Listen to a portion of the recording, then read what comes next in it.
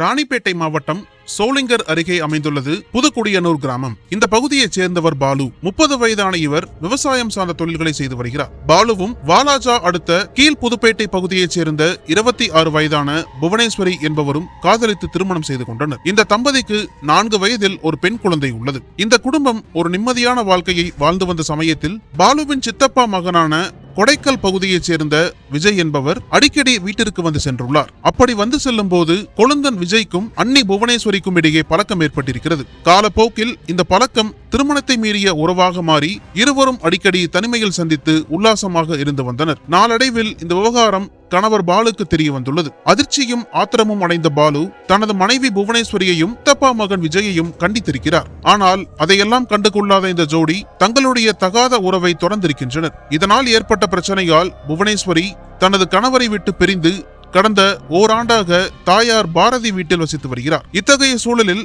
புவனேஸ்வரியின் உறவுக்கு அவரது பெற்றோரும் சம்மதம் தெரிவித்ததாக கூறப்படும் நிலையில் கடந்த 5 மாதங்களாக விஜயுடன் சேர்ந்து வாழ்ந்து வந்துள்ளார். தற்போது புவனேஸ்வரி கர்ப்பமாக இருப்பதால் இந்த விவகாரம் கணவர் பாலுவுக்கு தெரிய வந்துள்ளது. இதை அறிந்து கொலைவரியின் உச்சத்திற்கே சென்ற பாலு ஓர் கொடூர திட்டத்திற்கு தயாரானார்.